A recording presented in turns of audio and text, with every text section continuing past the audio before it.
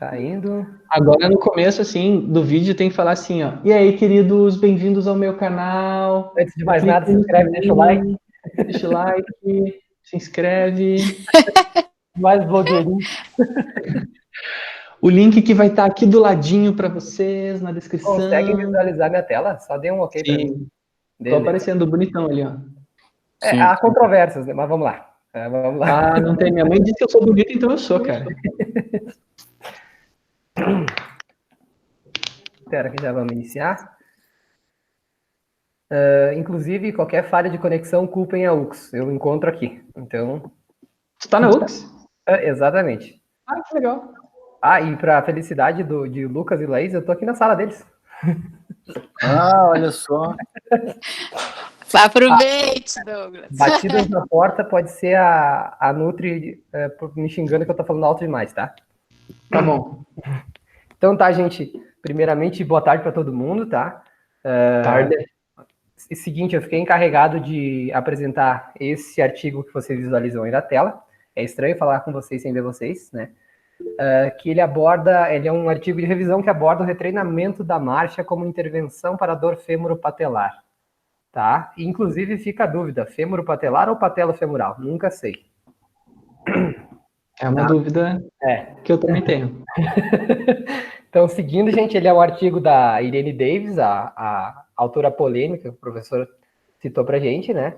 Juntamente com o Richard Will ali, publicado bem recentemente, 14 de março desse ano, né? Então, e ele tem uma estrutura de artigo um pouquinho diferente do que eu estou acostumado, né? Ele não consta uma introdução propriamente separada, nem uma conclusão também diretamente separada, né? Então a gente vai avançando aos pouquinhos e se eu me apertar, o Gui vai me salvar, tá?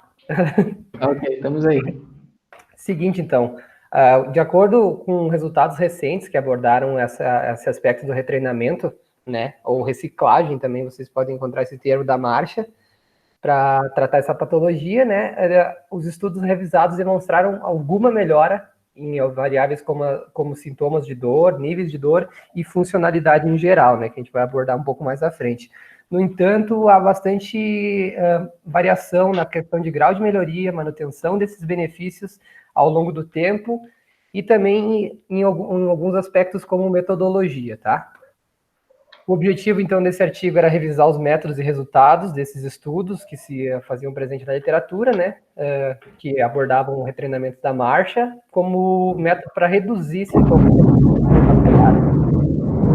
E na discussão também é comentado de artigos que fizeram o retreinamento da marcha em pacientes saudáveis também, visando prevenir o aparecimento dessa condição, tá? Os estudos que o artigo se baseou foram divididos em 3 grupos distintos, tá? Quanto à metodologia de intervenção, um grupo foi separado dos estudos que estavam relacionados à cinemática durante a corrida, o retreinamento da cinemática da corrida, né? Outro estudo em relação às características espaço-temporais, a principal delas a cadência, né, o retreinamento, a questão da cadência, e o terceiro grupo era o retreinamento em relação a movimentos funcionais não diretamente aplicados à marcha, tá?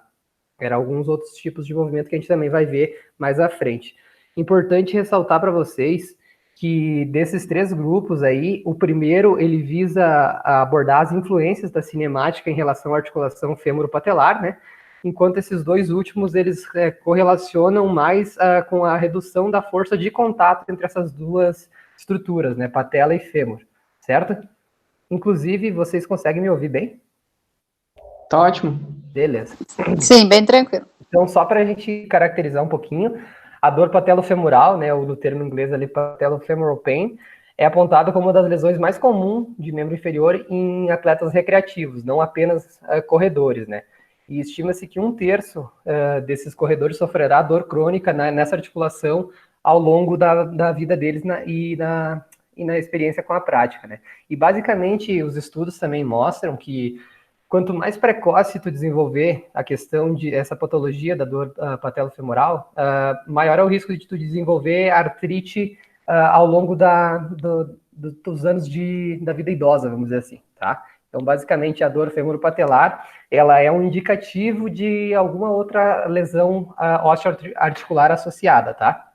Outra questão importante, deixa eu ir adiante para ver se eu não vou me passar. Não, tá? É que essa dor patelofemoral, ela não é investigada, não é o termo certo, identificada, tá, gente, perdão, identificada em exames de imagem, como radiografia ou ressonância, né? Então, o diagnóstico dela acaba sendo um pouquinho mais complexo, né, já que ela não apresenta indícios nesse tipo de exame. Basicamente, essa patologia apresenta natureza biomecânica multifatorial, né? Com o fator mais determinante para o desenvolvimento dela é a questão da magnitude do estresse articular entre a patela e o fêmur, que estão relacionadas com forças patelofemorais elevadas, resultantes de força de reação do solo mais altas, né? Inclusive, alguns estudos vão abordar o retreinamento da marcha visando diminuir o impacto dessa própria força de reação em contato com o solo, tá? E só para encerrar essa questão de introdução, é que indivíduos que apresentam a dor patelofemoral apresentam estresse articular aumentado em relação a indivíduos saudáveis. Então, basicamente, isso caracterizando o fator principal para o acometimento da dor e do aparecimento da patologia, tá? As tensões aumentadas, elas podem ser oriundas das alterações na cinemática, principalmente das articulações do quadril e joelho, mas alguns estudos também apontam o próprio tornozelo também como um importante grau de participação no desenvolvimento dela, né? Que, por consequência, tendem a reduzir a área de contato da articulação fêmuro-patelar. Basicamente, então, quanto menor tu tiver contato entre as cartilagens da articulação, né, que favoreça a anatomia e a fisiologia da região, maior é a chance de tu desenvolver esse tipo de condição, tá certo? Como se fosse um efeito dominó, então, né, tu tendo agravamento ou fatores anômalos nas outras articulações podem acabar impactando diretamente no joelho, certo? Aí, geralmente o tratamento envolve, da parte médica, o tratamento farmacológico, né? Mas que geralmente é o primeiro a ser utilizado, seguido de tratamento fisioterapêutico, e em últimos casos o retreinamento, né? Que ele acaba sendo a área de atuação tanto de fisioterapeutas quanto educadores físicos, né? Basicamente o tratamento farmacológico é feito por causa que na síndrome de dor patelofemoral não é feito nenhum tipo de intervenção cirúrgica, mas sim só administrada a questão de medicamentos. E muitos estudos apontam a falta de consistência nos benefícios oriundos desse tratamento farmacológico, né? Via analgésicos e, inclusive, deixa eu só me fugiu a sigla aqui, o termo, que são medicamentos analgésicos não esteroidais, acho que é, se eu não me engano. Se o professor puder me dar uma força, eu agradeço nessa parte. Os médicos estão aí para isso, cara, eu não sei. Medicamentos anti-inflamatórios não esteroides, isso mesmo, esse aí, ó. que eu estava tentando lembrar, tá? Por causa que foi constatado já em alguns estudos que medicamentos esteroidais, eles acabam sendo condrotóxicos, então eles tendem até a agravar a condição do paciente, né? O tratamento fisioterapêutico, geralmente, ele envolve o reforço de musculatura contrária à disfunção de movimento que o atleta, paciente, tem, né? Geralmente é feito o reforço da articulação mais relacionado à articulação do quadril, visando diminuir uma adução dessa articulação, né? Em últimos casos, o retreinamento é utilizado justamente por questão de impactos na rotina do atleta, seja ele recreativo ou de alta performance, né? Uma vez que o tempo demandado para o retreinamento é maior que os outros dois treinamentos, né? Então ele acaba sendo postergado como última cartada, vamos dizer assim, né? Inclusive, é mais fácil, os estudos apontaram que é muito mais fácil a aceitação por parte de atletas recreativos do que por parte de atletas de alta performance, justamente levando-se em consideração essa questão logística, né?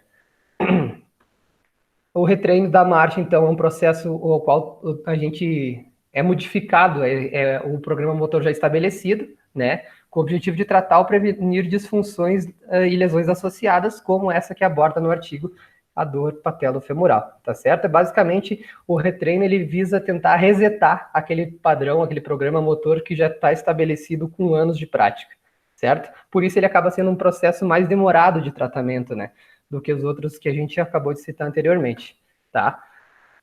Devido às alterações cinemáticas associadas à dor patelofemoral, intervenções que visem alterar esses padrões, né, anômalos de movimento, ou mesmo reduzir fatores biomecânicos, como as forças de reação do solo durante o gesto motor, acabam por gerar uma redução de estresse articular, parecem ser o melhor caminho a seguir, né? Embora há divergências, tá?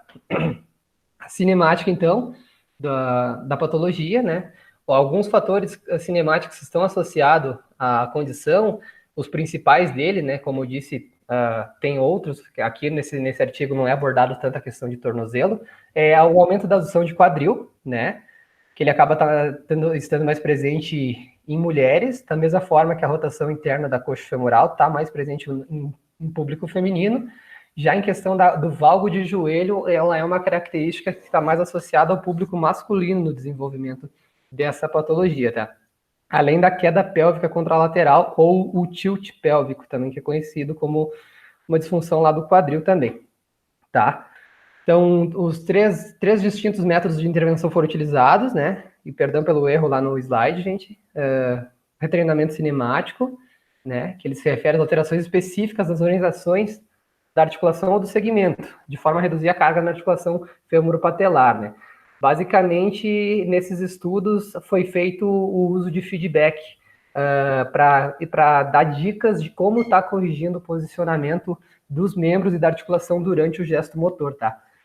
É importante a gente frisar que a maior parte dos estudos abordados aqui tem como característica bem forte o feedback por causa da característica de recondicionamento do programa motor, né? Sempre que a gente falar em programa motor, em querer modificar o programa motor, é interessante a gente estar fazendo, e não só interessante, como muito importante a gente estar fazendo uso do feedback para estar guiando o nosso paciente, o nosso aluno, para aquele padrão que a gente visa corrigir, né?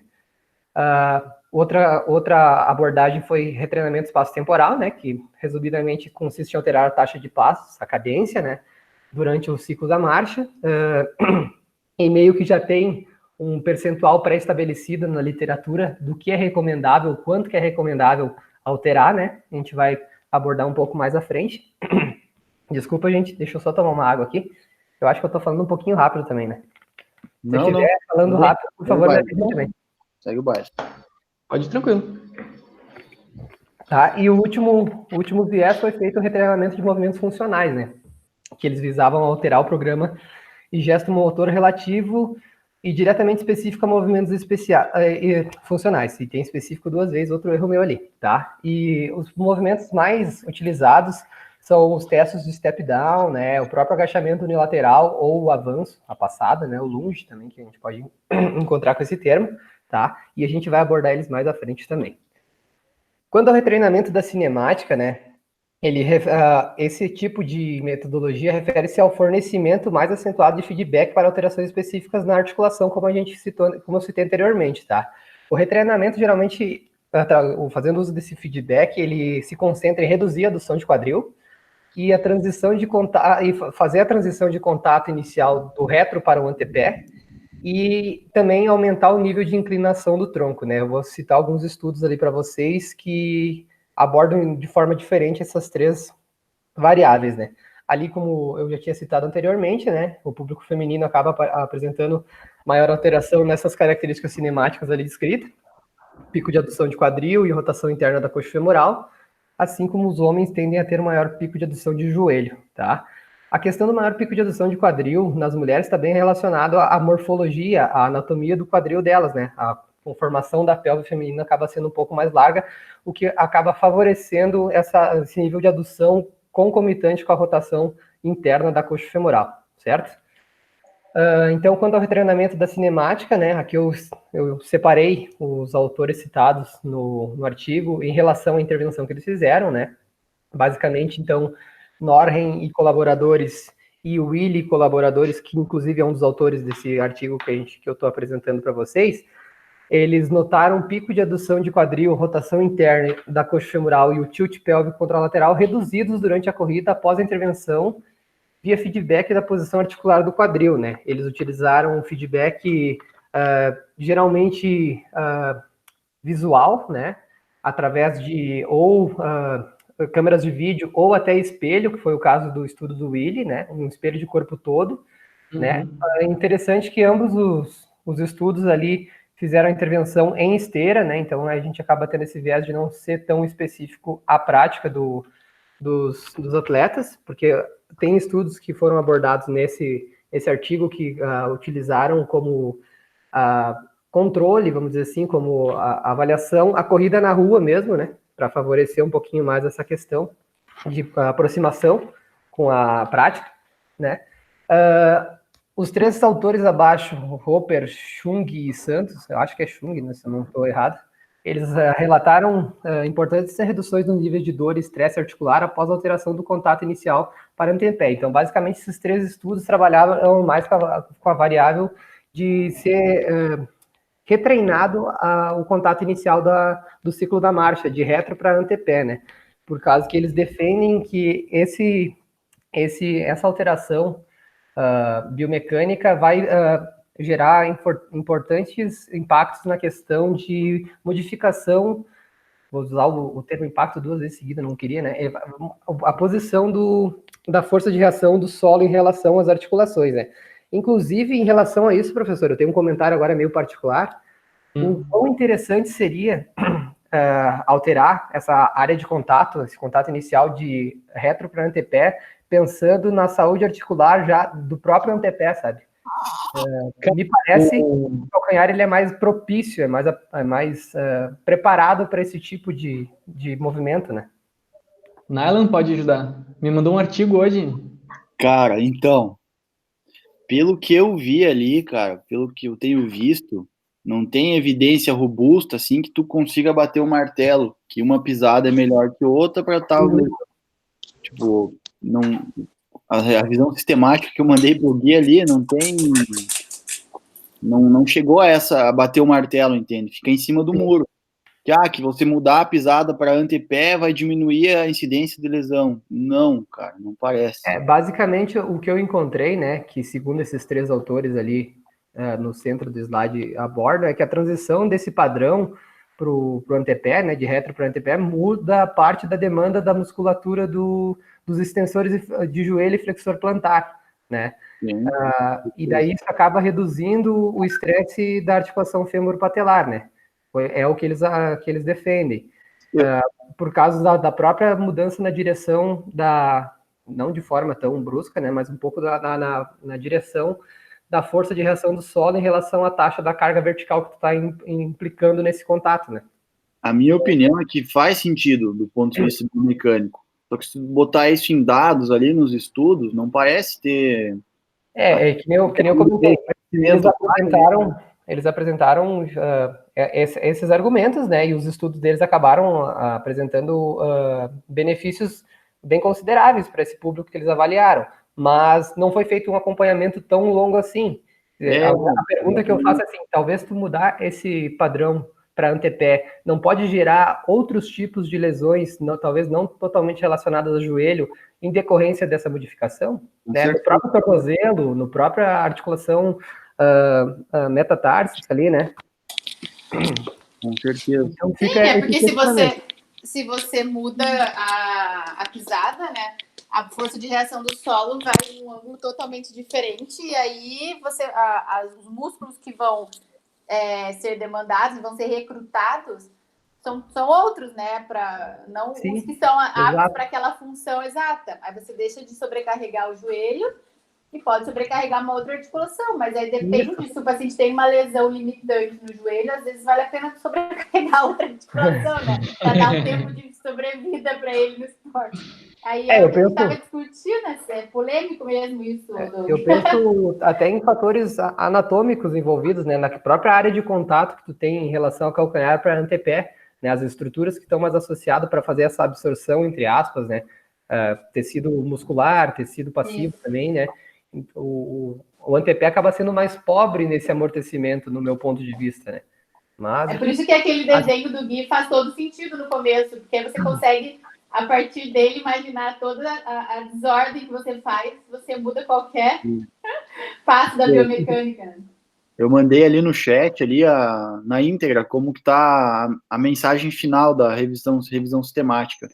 Que se tu tem um paciente que tem lesão pela, sei lá, tá com pisada no retropé, tá? Não tem evidência suficiente para tu dizer que se tu trocar para antepé vai melhorar, entendeu? E essa é a mensagem final que ele traz na revisão sistemática. Uhum. Essa aqui ela traz um pouquinho diferente, né? Mas vai. Vamos debatendo, tá? Porque Posso. eles citam os bem pontual, né? Os artigos que trazem as coisas boas, né? Então, Sim, ela tá defendendo o peixe. Ramiro, quer fazer uma participação aí? Sim, Quem? eu queria fazer um comentário mais como experiência particular de corredor. Porque eu percebi muito é que quando a gente faz essa pisada de retropé, a gente tem um impacto maior sobre as articulações, em função do pé estar um pouquinho mais à frente do nosso corpo, causa uma frenagem, de certo modo, fisicamente, né?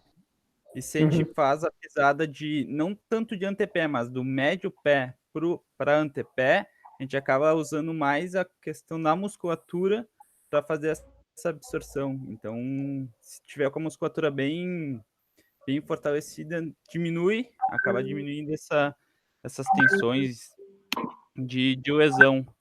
E para a questão que o Douglas comentou de lesão do pé ali, da pisada de antepé, eu acho que poderia causar uma fratura por estresse se fosse uma região não treinada. E eu estava lendo alguns artigos também do pessoal que treina descalço, que aí favorece essa região, treino, no caso, não de corrida, né, mas de musculação, reforço, treinos funcionais com a musculatura descalço, para também estar ativando os neuroreceptores dessa região. Certo. Que, como eu disse, esse artigo de revisão ele acaba trazendo muito, então, os benefícios, vamos dizer assim, né? Com base nesses autores que ele citou, mas é interessante o cara aprofundar um pouquinho mais na literatura para tentar entender um pouquinho mais se existe essa total relação, né? E a Dani, tem alguma posição também, moça? Eu acho que a questão de escolher se faz a corrida com ante ou retropé, tu escolher o que vai ser mais benéfico para o corredor, né? Se é melhor que maior incidência para tais lesões em tais articulações ou sobrecarregue as outras. Mas acredito que prevenir totalmente, sendo que é um atleta de alto rendimento, tu não vai conseguir prevenir totalmente, né? Você vai ter o risco. Talvez diminuir os fatores de risco. Otávio já se manifestou? Quer se manifestar também? Não? Maria?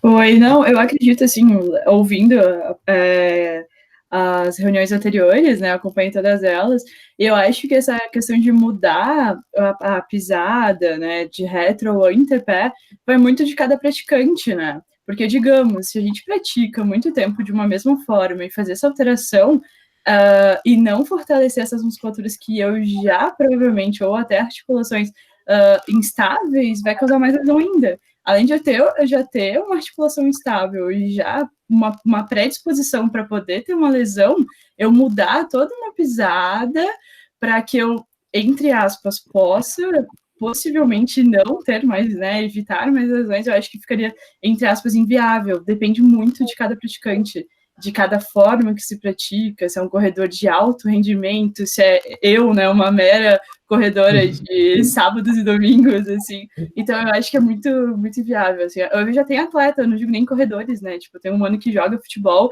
e eu tentar mudar, talvez, uma forma só do que ele joga desde 5 anos, é totalmente, assim, às vezes, inviável, né. Eu acho que é mais fácil, assim, a gente pegar um atleta, tá, tu precisa dessa forma, tá bom, será que a gente muda? Será que a gente fortalece essa musculatura? Será que a gente faz um exercício que deixe de essa articulação estar instável? Acho que é de cada um para cada um, né? Aproveitando esse gancho, professor, se tu me permite, que a Duda comentou da questão do fortalecimento, do reforço, né?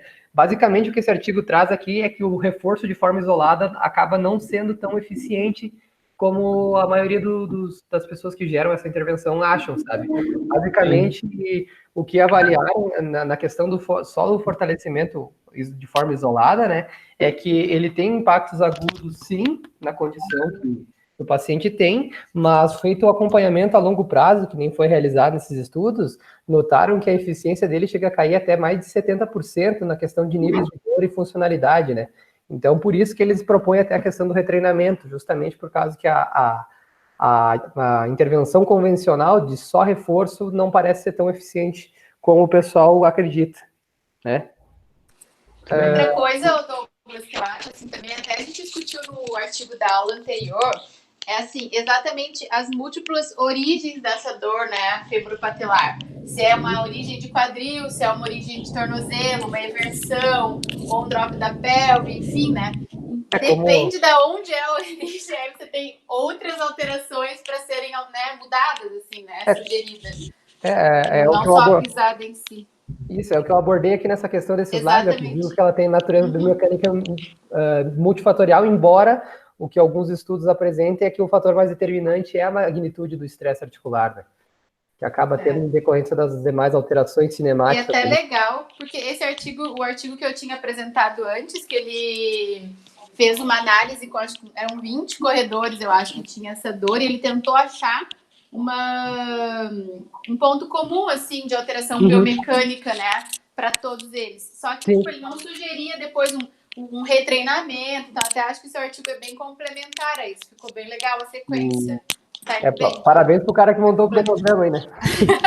Ô Douglas, ontem eu li um pouco da síndrome da dor patelofemoral e ela dividia, né? A etiologia são fatores intrínsecos e extrínsecos, né? Sendo que os intrínsecos são os fatores locais, que é toda a questão anatômica da patela, os tecidos moles, e os fatores remote, eles comentam lá, que são aqueles que eu mandei no grupo ontem, tá? Que é toda, deixa eu até ver aqui, que é tudo, a eversão do pé, é o joelho valgo, e no tratamento da síndrome patelofemoral, tu tem que acessar todos esses possíveis etiologias, só que eles botam o retreinamento da marcha lá, como tu colocou também, cara, como o último... a última cartada, né? A última cartada é tu retreinar a marcha dele, entendeu? É a última. Depois tu fizer tudo que tem, tá, não melhorou, já não tem que fazer, vão mudar alguma coisa na deambulação, na corrida.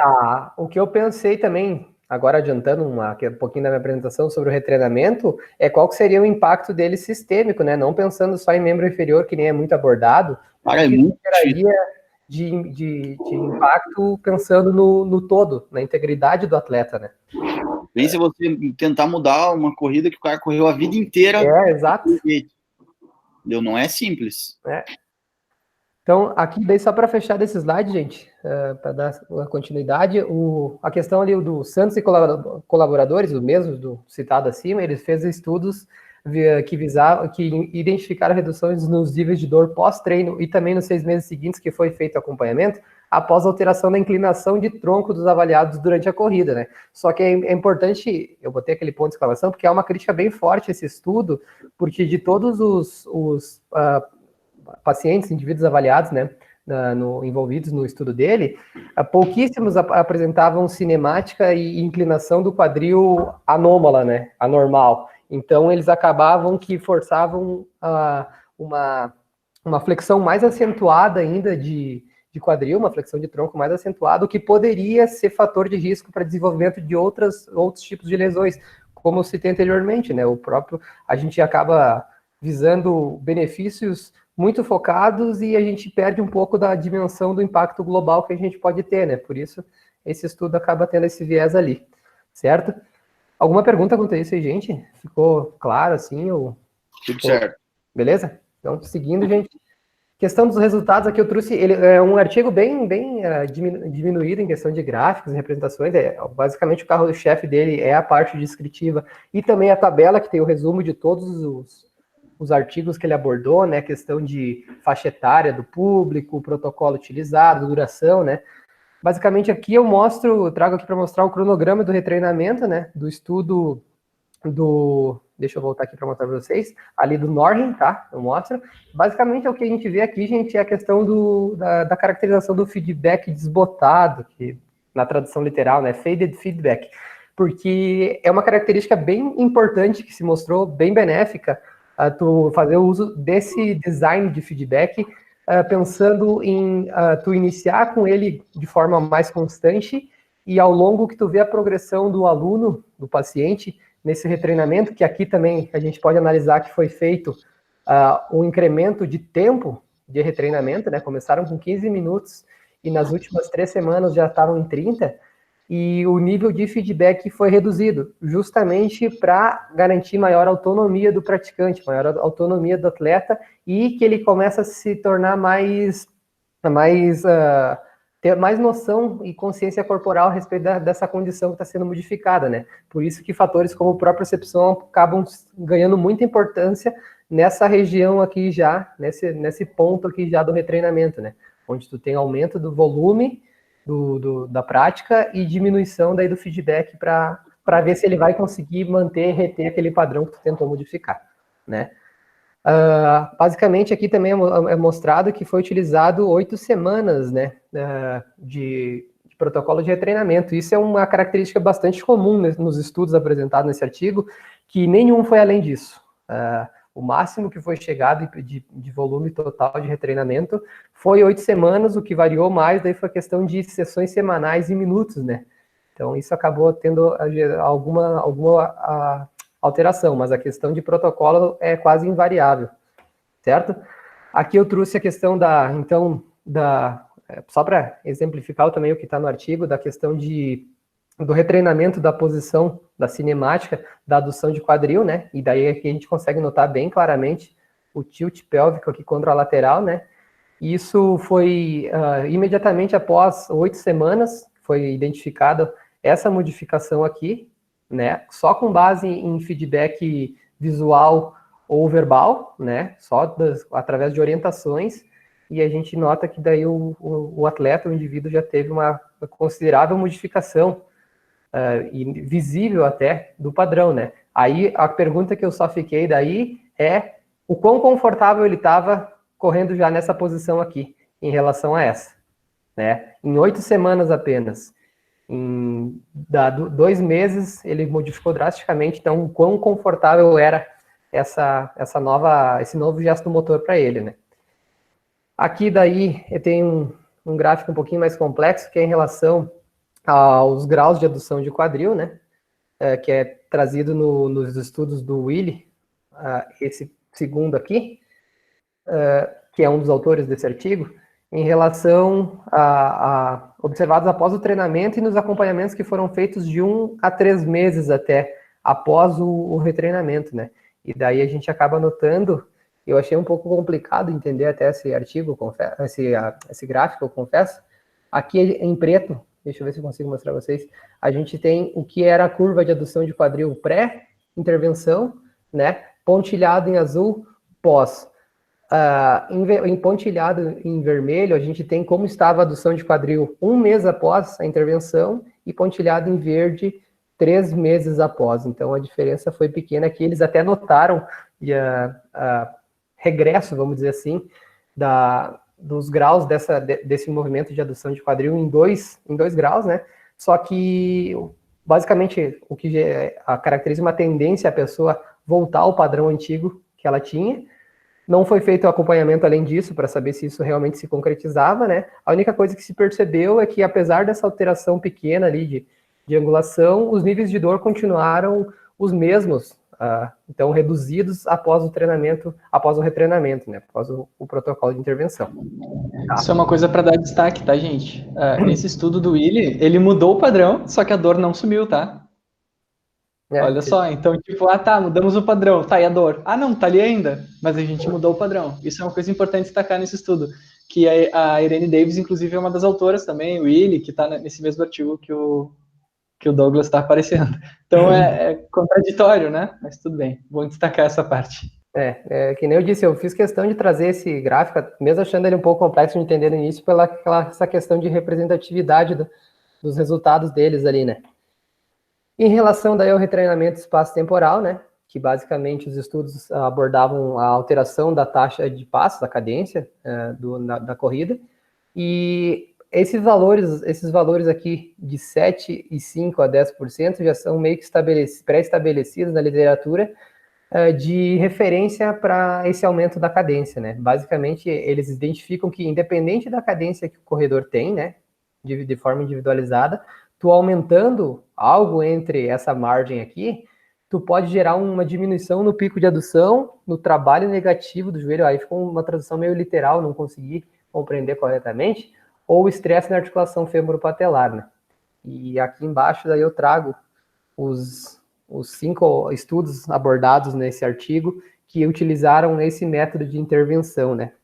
É importante a gente frisar que muitos deles utilizaram esses próprios valores aqui, ó, 7, 5 e 10%, e não algo meio termo, um 8, um 9, assim, sabe? Como eu disse, talvez por segurança da própria literatura, né? Um ponto que eu esqueci de citar para vocês, gente, eu acho que eu citei da questão do feedback desbotado, né? Citei antes, um pouquinho antes ali nos gráficos, né? Então, esses estudos que utilizaram o aumento da cadência como intervenção, eles fizeram um uso bem considerável do feedback desbotado, né? Então, isso acaba dando um pouco mais de credibilidade para o estudo, um pouco mais de significância, né? Pensando não só na pessoa melhorar em decorrência da prática em si, mas ela está melhorando porque ela está se readequando a esse padrão, né, de aumento da cadência, né? Inclusive, daí aqui tem o estudo do Schuller e colaboradores, que dos estudos avaliados foi o que tinha um N maior, né? Ele teve 69 participantes que ele dividiu em 3 grupos em relação a essa questão de aumento da cadência, né? Ele fez a divisão de grupos, foi só um grupo só de educação, educativo, orientação, né, para a prática. O outro fez esse mesmo processo educativo, assim, de orientação, mais exercícios de reforço, né? E o terceiro grupo fez esse padrão educativo e também o retreinamento da marcha, mudando então essa questão da cadência, né? Então, um grupo se baseou no treinamento, na intervenção com o treinamento de reforço tradicional, e um grupo só fez o educativo e eles fizeram o retreinamento. Consistia em 5 em 5 sessões de 10 minutos, realizado em esteira, e também no mesmo a duração de 8 semanas, como nos artigos descritos anteriormente, né? O feedback que eles utilizaram tinha design desbotado, e os 3 grupos apresentaram melhoria nos resultados em relação à dor e funcionalidade, né? Então, basicamente, eles chegaram à conclusão de que a própria orientação por si só, mesmo sem associar outro tipo de intervenção, pode ser adequada para o tratamento, né? Só o exercício guiado, instruído, já serviu para ter uma considerável melhora, né?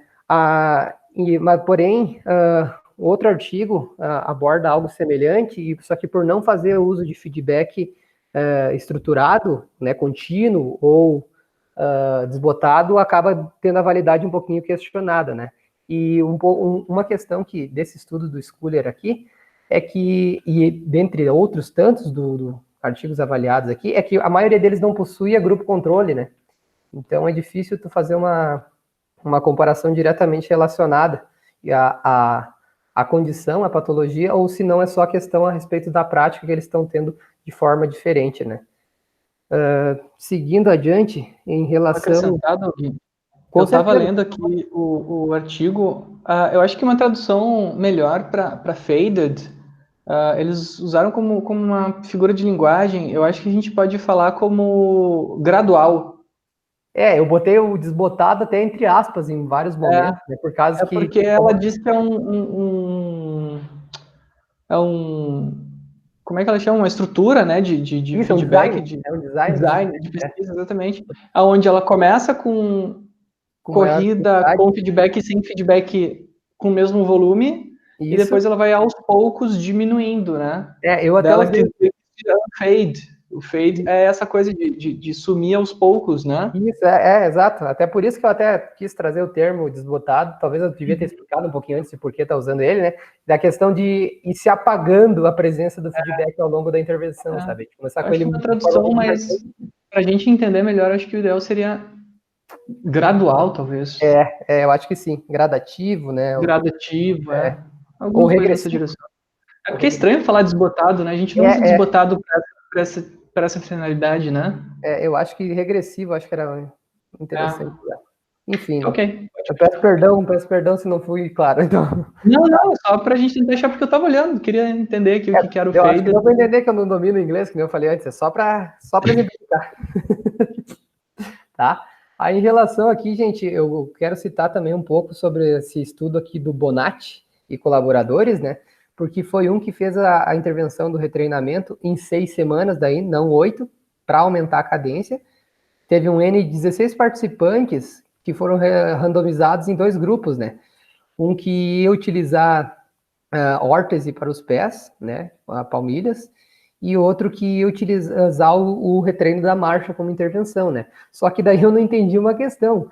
O grupo que ficou, os pacientes que caíram no grupo de retreinamento da marcha, eles receberam calçado minimalista, né? Para executar a corrida. Que daí entra a questão que o professor comentou, né? E daí, basicamente, o programa consistia na transição de iniciar o volume da corrida, o tempo, né? 50% caminhando para 50% corrida, né? E ao longo das 10 sessões evoluir para 100% de corrida. Eles usaram esse feedback regressivo, então, né?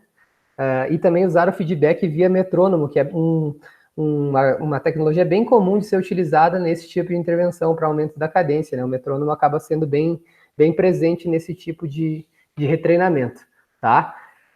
Após ter sido feita a intervenção, eles deixaram os pacientes correndo por conta própria nas 6 semanas seguintes, e daí voltaram a fazer o monitoramento, né?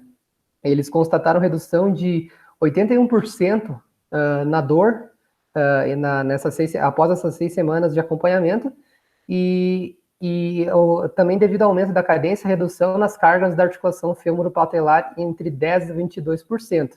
Só que daí entra a questão que o Sinclair aqui apontou, que só o uso do calçado minimalista já reduz essas cargas em 9%.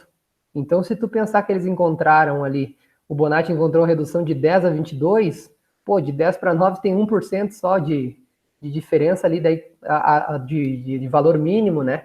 Então, o que ficou de dúvida nesse estudo é que o uso combinado de calçado minimalista e o aumento da cadência, de forma combinada, dificultou o discernimento para saber se a relação foi direta na redução de dor e a melhora da funcionalidade em relação a essas 2 intervenções, né? Então, basicamente, o que eu acharia interessante até era um estudo comparando essas 2 intervenções. Um estudo comparando só o aumento da cadência e o outro com o aumento de cadência e o calçado minimalista. Acho que faria mais sentido do que da forma que eles fizeram. Dando pitaco no estudo dos outros, né? Parece que o cara é muito bom. Só para seguir. Estão me ouvindo, gente? Sim. Tá, é que ficou tudo parado, achei que Sim, tinha caído aham. na internet aqui. Tá louco? Aí, o último estudo aqui, que também é o dos Santos, eles usaram o feedback verbal, né, e o metrônomo, nesse design de feedback regressivo aí. 8 sessões também, para aumentar a cadência, em 10% daí, e descobriram que a dor não foi significativamente reduzida após esse treinamento. Só que após eles reavaliarem os participantes do projeto, nos 6 meses seguintes, eles notaram que daí sim teve a redução. Então, de forma imediata não ocorreu, mas após 6 meses de acompanhamento, os níveis, enfim, de dor reduziram. Isso é obscuro para mim, tá? Não conseguiria, talvez é relacionado a maior tempo exposto àquele novo padrão de movimento, né? Nem eu disse, eu fico na especulação, porque não entendo muita coisa disso aí. Em relação daí ao retreinamento do movimento funcional, né, que ele consiste na alteração do programa do gesto motor relativo diretamente a movimentos funcionais específicos, como subir e descer escadas, que no inglês, inclusive, o termo é stair negotiation. Eu achei super confuso. Eu até me corrija se eu estiver errado, tá, professor? Se eu traduzir certo. O teste step down e o agachamento unibipodal. Basicamente são esses movimentos funcionais, além também do sentar e levantar da cadeira, né? Foram utilizados. Então, o Baldwin e colaboradores ali caracterizaram diminuição de inclinação de tronco ipsilateral do mesmo lado, então, adução de quadril, valgo de joelho e depressão pélvica contralateral através de uma intervenção de treinamento visando corrigir esses padrões cinemáticos no agachamento unilateral, né? Rabelo e colaboradores encontraram reduções no nível de dor e melhoria significativa da função, utilizando como método de avaliação o teste step-down, né? Apesar de que a intervenção deles não foi diretamente com o step-down, né? Já daí Willie e Davis, os autores desse artigo aqui, eles encontraram que a relação entre intervenção e melhoria está bem diretamente relacionada à especificidade, porque eles utilizaram o agachamento unilateral como forma de retreinamento, né, da cinemática e avaliaram no próprio agachamento unilateral, né? Então eles encontraram melhorias bem consideráveis devido a essa especificidade de intervenção e teste, tá? Alguém bagunça. alguma coisa? Não, esse estudo que eles fazem, o agachamento lateral, depois o agachamento bilateral, depois a avalia. Meu Deus, é uma bagunça. Nossa, é triste. Mas pode ir. Eles utilizaram o agachamento em 2 apoios, né? 2 apoios e 1 apoio, na verdade. Unibipodal, né?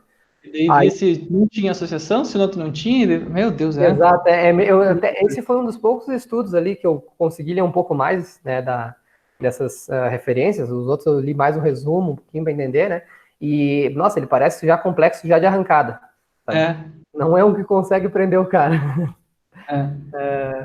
Aí o estudo ali do Salsich e colaboradores, eles encontraram redução de dor e melhorias na função e cinemática do movimento de agachamento unilateral, né? Utilizaram um protocolo de 6 semanas e o ponto positivo é que eles tinham um N relativamente maior do que os outros estudos, eles tinham 25 participantes, e que possuíam a síndrome de dor patelofemoral, né? E o problema é que eles não tiveram a presença do feedback regressivo, vamos dizer assim. Eles fizeram só uso de feedbacks por sugestões verbais e visuais, né? E de forma contínua. A intervenção incluía agachamento unibipodal, subir e descer a escada e o sentar e levantar numa cadeira, né? Eles relataram, então, melhorias significativas de dor, função e cinemática só do agachamento unipodal, porque foi o método que eles utilizaram para avaliar, né? Aquele nome ali, que provavelmente é alemão, Liebrandt-Loh, né? Encontraram redução de dor e melhoria na biomecânica de movimentos funcionais, né? Diretamente relacionado com a intervenção que eles fizeram. Embora, deixa eu só tentar me lembrar, eles utilizaram um N bem pequeno, eles utilizaram 8 participantes apenas, né, 5 mulheres e 3 homens que realizaram esse retreinamento, só que uma característica que foi única do estudo deles é que eles fizeram esse retreinamento de forma individualizada, né, então diretamente específico a cada indivíduo, cada atleta que eles estavam trabalhando. Por último, o estudo de Ian e Krause, eles utilizaram o treinamento funcional daí, para reduzir ângulo de projeção no plano frontal, como adução de quadril, rotação interna da coxa femoral e o valgo de joelho, né? Durante o teste de single leg step down. Utilizaram feedback visual e verbal. O legal é que eles utilizaram o feedback visual também via espelho, que é bem recomendado pela fácil aplicação que ele tem, né? E é comum em clínicas e também em centros de treinamento, então, que favorecia a aplicação dessa intervenção, né? Certo? Seguindo, então, aqui eu botei que o resumo encontra-se na tabela 1 do artigo. Não é preguiça, tá, gente? É que a tabela é bem completinha e não caberia trazer ela no slide, ficaria bem ruim de visualizar, não? E pareceria mais preguiçoso ainda. A maioria dos estudos analisados concentraram-se em reduzir a adução de quadril, aumentar a inclinação de tronco, né, a projeção do tronco para frente, e fazer o contato de transição, a transição do contato de retropé para antepé, para aumentar a cadência durante o próprio gesto da marcha, né. Alguns estudos focaram no aprimoramento de atividades funcionais, como as citadas anteriormente, ali, caminhar, agachar, subir, que é um número mais, um pouquinho mais amplo de estudos, mas que não variam muito com o perdão da redundância, em variação de intervenção, tá? Os estudos que fizeram uso desse feedback com design desbotado, entre aspas, né, o regressivo, e forneceram uma dosagem adequada de tempo de retreino, aparentemente apresentaram maior e melhores efeitos benéficos, né? Então, basicamente, o que se mostra através dessa análise é que o tempo que tu fornece de retreino para o teu paciente, para o teu aluno, está diretamente relacionado ao quanto de benefício ele vai ter, né? E a presença desse tipo de feedback ali, que tu começa com ele muito forte no início e ao longo da prática tu vai deixando ele mais escasso até zerar ele, também apresentou caráter muito benéfico nessa questão também das modificações. Os estudos variavam, então, de 8 a 18 sessões, não mais que isso, né? Durações de 2 a 6 semanas de intervenção, aliás, aqui é 2 a 8 semanas, é um erro meu, tá? E geralmente foi realizado 3 a 4 sessões por semana, né? Acho que teve um estudo que utilizou menos que isso, de sessões semanais. Incremento na duração das sessões e diminuição gradativa de feedback apresentaram resultados mais positivos do que sessões com duração e feedback contínuos ou com feedback também não presente, né? Com só a tentativa de ser feito a modificação via algumas sugestões que eles davam, não guiar para a modificação que eles queriam, tá certo? O Edu acabou de chegar aqui, eu acho que ele quer fazer um comentário sobre a apresentação, tá? É doutor, daí merece atrapalhar, né? Quer falar, Edu? Não, eu só tem... Fala, Edu. Então não quero. O Edu aqui tá com a roupa antibomba, ele passou só dar um oi e não quis aparecer só porque minha web não tá funcionando. Seguimos então, gente? Segue? Vambora. É que é por hierarquia de doutor, daí eu tenho que deixar ele falar, né? Algumas limitações dos estudos avaliados dizem respeito a não terem sido incorporado grupo controle nos métodos de intervenção.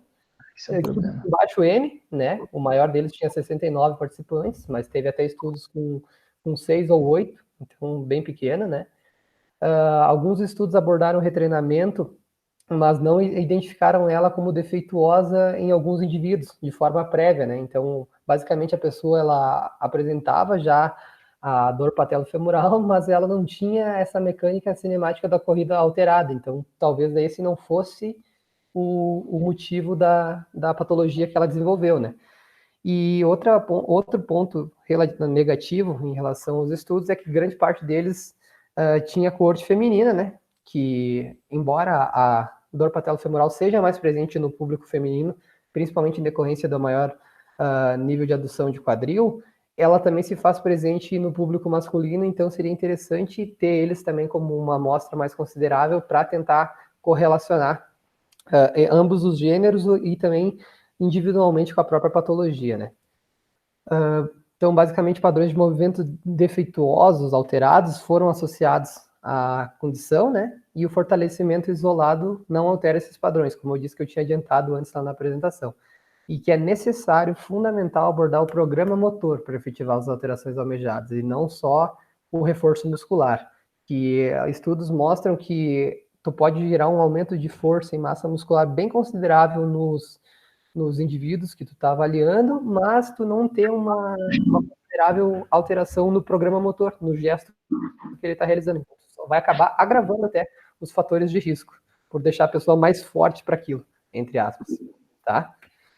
Conclusão, então, percebe-se que o retreinamento desses padrões anômalos parece desempenhar significativo papel no tratamento da dor patelofemoral, e que é importante que esse retreinamento siga os princípios básicos de controle motor. Então, a presença de feedback é indispensável e que faça parte de um conjunto de habilidades, né, entre elas o próprio reforço, e quando combinadas incrementam a chance de êxito da intervenção terapêutica, né, e também da manutenção desses resultados obtidos. Embora estudos adicionais de acompanhamento a longo prazo são necessários para melhor determinar se essas alterações realmente persistem, né? Ou se elas só têm um prazo de validade, entre aspas, tá? Acho que era isso. Muito bom. Olha aí, muito bem, Douglas. Foi Olha. muito bem. Aí, ó. Vou terminar com essa é marca registrada. Legal. Rápido, deixar o botão aberto, tá? Sim, eu sei que eu posso melhorar, tá? Já deixa eu falar. Foi bacana, Douglas. Acho que a gente conseguiu uma síntese muito boa do resultado.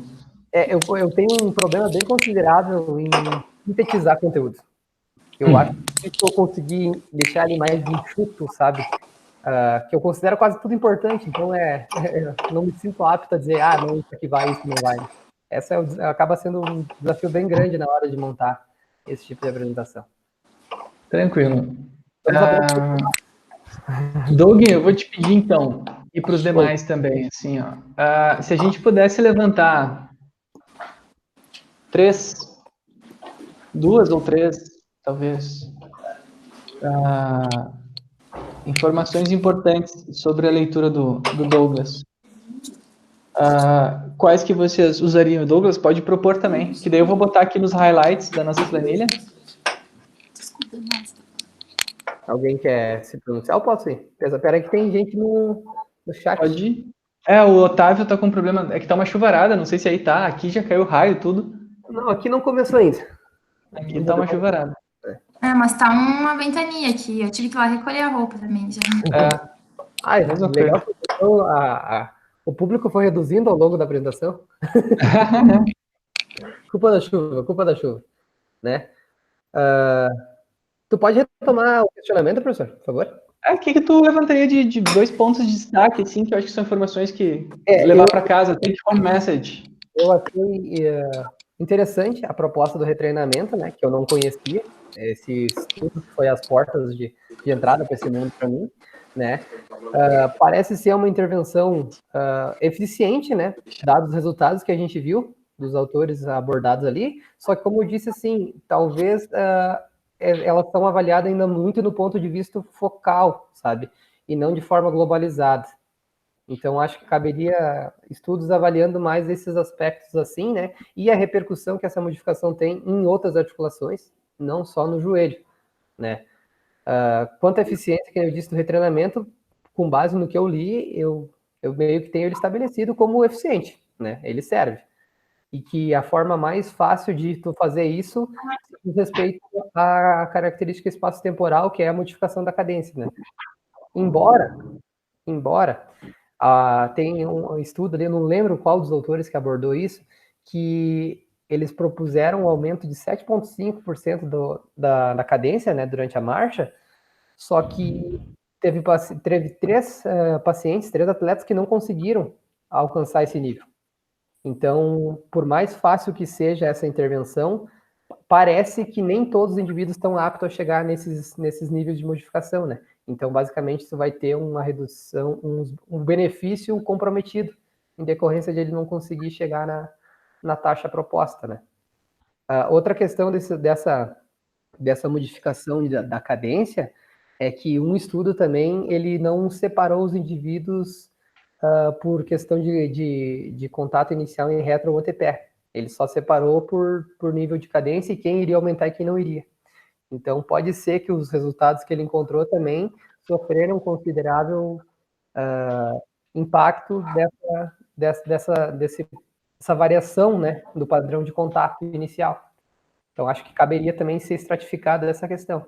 Vamos pegar os caras só com retropé, botar num grupo e fazer o aumento da cadência, ver o que dá, pegar os caras só com antepé e fazer o aumento da cadência para ver o que dá também, para tentar relacionar de forma mais direta, né?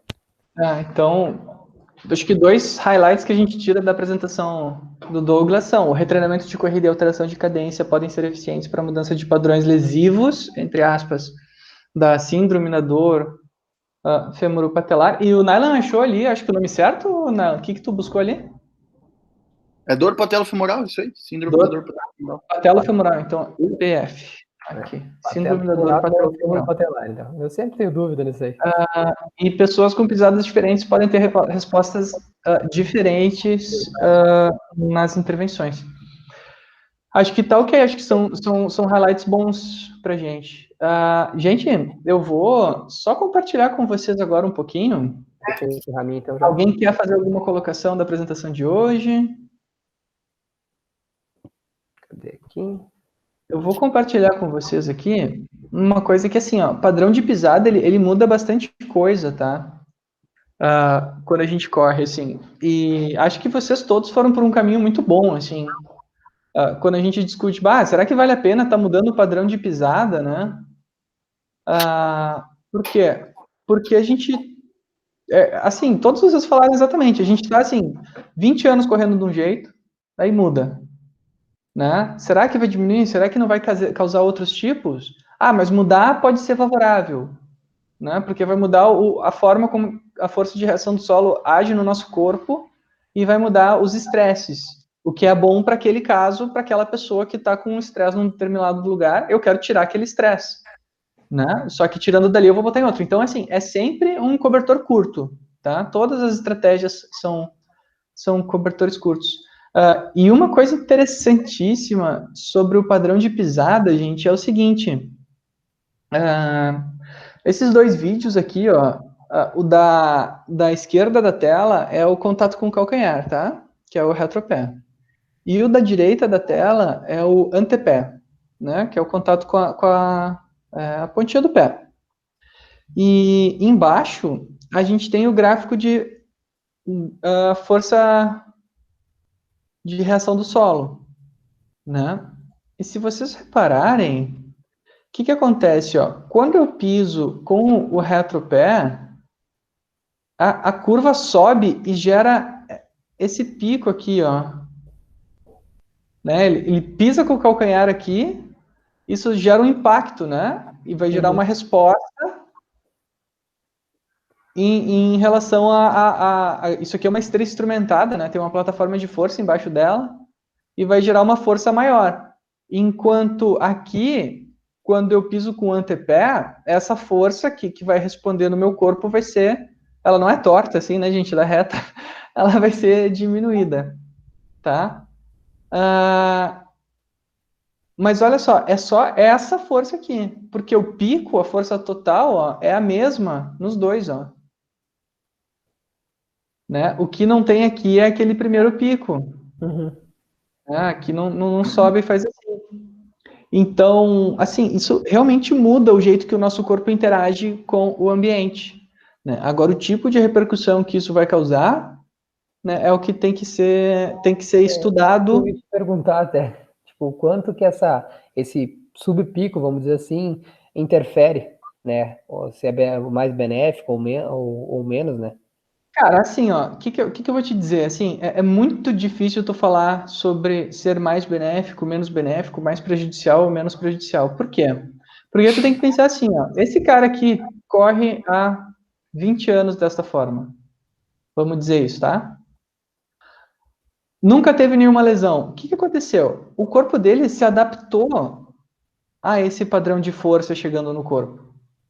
O corpo dele está acostumado, desenvolveu estruturas, se preparou, sabe? Os músculos dele atenuam esse impacto de uma forma que isso não causa prejuízo às articulações. Tá? Vamos fazer de conta, né? Que isso aqui é 20 anos sem lesão. Então, será que isso é maléfico? Não sei. Né? E daí a gente muda ele? Sim, não. Já uma pessoa que corre assim há 2 anos e está desenvolvendo todos os tipos de lesão que vocês podem imaginar, bom, o corpo dela não se adaptou a esse tipo de padrão. Tá? Então, talvez, será que não é uma possibilidade? Um questionamento que eu fico em relação a essa alteração da cinemática da marcha, né? Tanto a questão do contato, quanto o nível de adução de quadril, né? O quanto que ele impacta até na performance do atleta, né? Tipo, a questão de tempo, de pacing, de tudo, essa questão assim, tipo, pode ser que de forma aguda ali, beleza, foi super benéfico e tal, mas se ele é atleta de rendimento, como é que vai ficar a performance dele? Isso é bem complicado, por isso que eu chamo isso, são determinantes cinemáticos, eu chamo de lesão e desempenho. E tu foi bem no caminho, Douglas, porque assim, o que acontece? Se tu pegar outros biomecanicistas aí, galera que estuda biomecânica, que é famosa na internet e tal, eles chamam de padrões indesejados. Eu não gosto de chamar assim. Por quê? Porque isso pode ser um padrão que está garantindo o desempenho desse atleta, entendeu? Isso, que talvez o corpo anotou aquilo por ser mais seguro para ele, por garantir uma performance mais eficiente. Exatamente. Então, a gente também tem que pensar no desempenho. A gente não pode esquecer que corrida é desempenho também. Então, a gente tem que estar sempre brigando, né, com essa questão, né? É chance de lesão? Mas é desempenho também. Porque se eu estar alterando um padrão de movimento, eu chamar esse padrão de indesejado, quer dizer que o atleta tem que mudar ele. E se eu fizer o atleta mudar, eu posso piorar o desempenho dele, e aí? Exato. Né? Então, e isso vale para todos, até para adução de quadril. A gente cansa de ver maratonista aí que dobra o joelho no meio, assim, de tanto valgo que tem, tanto corre. E parece o Kiko do Chaves. Como é que é? Do Chaves, é isso. Parece o Kiko do Chaves, sabe? De tão feio que são os joelhos. Então, cara, são determinantes de lesão e Em relação a desempenho. isso aí, professor, que tu estava mostrando da questão do contato em retro e antepé, né? No meu ponto de vista, né? Me parece bem interessante a gente fazer o uso do calcanhar justamente pelo alinhamento articular que tu tem, que tu acaba fazendo a redistribuição entre essas articulações do impacto, entre aspas. E já com aquele padrão em antepé, ele não parece tão linear. Então, a gente não sabe, né? Porque... Empirismo, tá? O que vai acontecer? Nos dois jeitos, o nosso corpo consegue se adaptar, tá? Então, por exemplo, aqui, ó, vou pisar ele bem aqui, ó. Então, aqui é o contato inicial dele, tá? Ó, ele tá com a tíbia aqui. Então, se a gente desenhar a força de reação do solo... Ai, que droga. Ele saiu. Bom, mas se a gente desenha a força de reação do solo, ela passa direitinho por onde tem que passar, sabe? Passa por trás do joelho, passa por trás do calcanhar. E o mesmo acontece no padrão em antepé. Ela faz assim também, sabe? Fica bem legal. Eu achei que não acontecia em antepé esse comportamento. Fica bem legal. O corpo se ajusta, sabe? Porque o que acontece? Quando tu pega e corre em antepé, o teu joelho, ele fica mais flexionado. Tu olha o gráfico de flexão do joelho, ele é mais flexionado, porque senão tu ia botar o teu pé lá na frente, né? Buscar lá na frente o chão. Aí o joelho fica um pouquinho mais em flexão e as coisas meio que se ajustam, assim, né? Isso tem a relação com a alteração de cadência? Parece que um padrão em antepé, para mim, ele favorece aumentar a cadência também da marcha. Sim. Como tu diminui o comprimento do passo, normalmente a pessoa acaba aumentando um pouco a cadência. Isso acontece. E com a pisada em antepé, tu acaba tendo a redução no comprimento do passo também? Ou tô errado? Sim, mas aqui assim, o comprimento do passo não é algo que a gente se preocupa, né? Porque assim, se tu aumenta a cadência e mantém o pacing, tu naturalmente está diminuindo o comprimento do passo. Né? As nossas preocupações são o pacing, ou seja, quantos quilômetros eu faço, ou melhor, quantos minutos eu demoro para fazer cada quilômetro, e a cadência, nas variáveis espaço-temporais, essas são preocupações grandes. Outra preocupação grande daí que a gente ainda não chegou, acho que aqui eu não tenho, é a largura do passo, né? É o quão longe um pé está do outro no plano frontal. Isso acabava ocorrendo em alguns estudos ali que eu apresentei, dado a orientação que eles davam de afastar mais um joelho do outro, né? E deixar as patelas apontando para frente, entre aspas, assim, né? Então acabava tu tendo um aumento da largura da passada automaticamente. Só que isso também é um problema, porque tem estudo que fala assim, que se a nossa largura do passo não tende a zero, a gente gasta mais energia. Que é quem corre com uma perna longe da outra, assim, sabe? Sim. Eu fiquei pensando também o próprio impacto na articulação do quadril daí, de tu fazer esse tipo de marcha, com os pés mais afastados. Fala, Ramiro. Isso não está muito associado também à questão da própria prescrição do treinamento desse atleta, porque quando a gente usa as estratégias e aí vai aumentar o ritmo, diminuir, a gente altera a cadência e também pode ter um deslocamento vertical maior. Tu pede para ele aumentar a cadência, diminuir a largura do passo e não tem isso controlado e vai acabar saltando mais no sentido vertical para estar compensando. E isso pode também gerar a perda de energia que tu comentaste. Sim, isso é a excursão do centro de massa, né? Que é o quanto a pessoa pula, né? Corre saltando. Vai pulando, assim. É isso aí, sim, com certeza. É outro determinante. Então, assim, é um monte de coisa que tem que estar cuidando, né? Às vezes eu imagino, assim, a corrida como... Sabe quando a gente jogava videogame, assim, e tinha... Eu sempre trago videogame, né? Porque nerdzinho, né? Mas, assim, quando tu escolheu um personagem, ele tinha aquela estrelinha, assim, tipo um hexágono, e daí, assim, tinha passe, chute, força, agilidade, não sei o que, sabe? E daí aquilo enchia mais de um lado, enchia mais do outro, dependendo do personagem que tu pegava ali, o jogador, se fosse no joguinho de futebol. Né? As características. Então, assim, a gente tem uma estrela, assim, né, que tá ali, a excursão do centro de massa, a cadência, a adução de quadril, a flexão do joelho, o tipo de pisada. Então, a gente tem que encher isso aqui para ser o melhor possível, né? Mas se a gente tem uma muito baixa, aquilo já é o suficiente para nos causar prejuízo. Do mesmo jeito que eu tenho todas um pouquinho baixa, também já pode ser algo que pode me causar prejuízo, né? Então, é multifatorial. Muito bem, pessoal. Estamos prontos, então, para a semana que vem. O que acharam de hoje? Por favor, deem feedbacks aí. O grupo está crescendo, que bom. Aí, ó. Exatamente. Vamos duplicar a meta.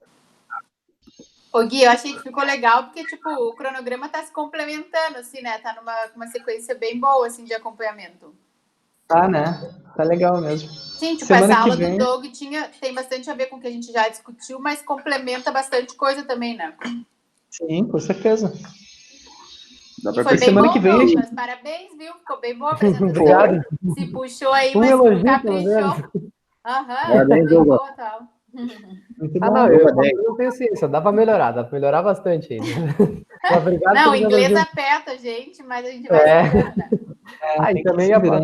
não só o inglês, mas o assunto que não é tão Exatamente. presente nos meus estudos, né? Então tá sendo terreno novo. Muito bem. Estamos explorando. Doga 10. Mas daí ofendeu. E tem outra coisa que a gente vai entrar também semana que vem, que é muito importante para a gente entrar, ainda que são dois assuntos ainda que a gente ainda não discutiu, tá? Uma são os exames físicos, que a gente vai entrar já semana que vem com a Dani, que vai Semana trazer que vem comigo? Não era dia 4? É dia 4. Jesus, vou infartar. Não é dia 4, né? Mas aí eu ia errado aqui. falar sobre a Gente, relação... eu botei tudo errado as datas aqui no meu cronograma. Porque eu ia falar da relação da rotação interna de quadril com lesões do LCA. Isso, tá. É que eu acho que eu botei coisa errada aqui. Acho que o exame físico ficou para ver se eu apresentaria algo ou o Edu. Tá, entendi. Por isso. Tá, hoje é dia 21, né? Isso. Sim. Pera aí, então. Hoje é dia 21. 21/05. Tá. O Douglas apresentou a intervenção. A Dani vai apresentar dia 4. Igual a esse aqui. Mais 7. Não, é o Otávio, então. O Otávio saiu, né? Eu queria ver se ele tá pronto para apresentar semana que vem ou não. Qualquer coisa a gente toca. Porque, assim, na verdade, tem duas áreas ainda que faltam, tá, gente? A gente começar a entrar dentro dos exames, né? Porque a gente já falou exame 2D, a gente já falou de exame 3D, que essas coisas de rotação interna, por exemplo, que o Douglas falou, a gente só consegue no laboratório 3D. Mas a gente ainda não falou nada sobre exame físico. Daí a Dani tem um artigo aquele da rotação interna, né? Uhum. E a síndrome da dor femoropatelar. E tem vários exames, assim, tem um monte de estudo que fala sobre exame físico, é bem legal. E a gente ainda não falou sobre os testes indiretos, que foi algumas coisas que o Douglas trouxe hoje, que é o apoio unipodal, os saltos, Step down. São avaliações indiretas, que elas são muito mais rápidas e mais simples de se fazer. Tu não precisa fazer uma avaliação de corrida, ela tem uma maior reprodutibilidade, então tu faz 2 vezes, tu tem a mesma resposta, diferente do exame da corrida, que ele é bem variável, assim, sabe? Eu posso ficar com esse ainda. Eu acredito acho que a maioria já deve ter alguma coisa para ler, e como eu não tenho, eu posso ficar com esses testes indiretos para um possível dia. Opa, maravilha, Duda. Legal, gostei. Eu tenho um monte de artigo legal para ti, então. Ótimo, vai bem tranquilo. Eu vou escrever aqui meu e-mail, então no chat deixa ele daí. Tá. Daí na verdade, o que eu vou fazer, tá, Duda? Eu não determino os artigos para vocês, eu deixo vocês livres para escolher. Bem tá? Eu quero que vocês... Comigo foi diferente. Comigo foi diferente. Sim, foi diferente, é verdade. Contigo foi diferente. Foi de surpresa de arrancada ainda. Já. É, porque era um artigo novo da Davis que eu não tinha lido. Não, mas eu agradeço. Foi um artigo bem bom mesmo. Alguém precisava ler para mim. Ferramenta? Mentira, eu já tinha lido. Ferramenta? Mentira, eu li, eu não aguentei de curiosidade, eu li nossa reunião anterior. É que eu tive um imprevisto, né, na semana passada. Sim. Então tá, moçada, então, para a semana que vem, provavelmente o Otávio, se não for o Otávio, eu vejo quem que vai ser. No dia 4 já temos a Dani, e depois a gente vai tentar fazer duas por dia, assim, diminuir um pouco as apresentações e tentar fazer duas para, não sei, talvez discutir mais tópicos, né? Deu 1h30 hoje, deu bastante, né, gente? Bastante tempo de reunião. Eu acho que eu falei demais, hein? Não, tranquilo. Imagina, Doug falar bastante. Não. É incomum. Só aqui mesmo, né? Então tá, moçada, tenham um bom dia para vocês. Vocês têm acesso ao nosso cronograma, né? Sim, naquela planilha lá, aquela planilha dinâmica. Isso, essa aqui, ó. Aqui, ó. Mandei ali, daí quem quiser depois dar uma olhada onde é que nós estamos. Gui, eu só ia pedir pra gente compartilhar comigo daí também, por favor. Vamos compartilhar contigo. Peraí. Aqui. Eita, peraí. Assim.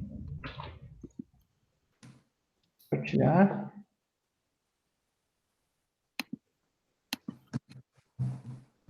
Enviar.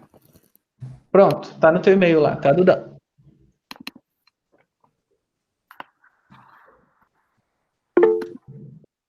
Muito bem, então nos vemos na próxima, gente.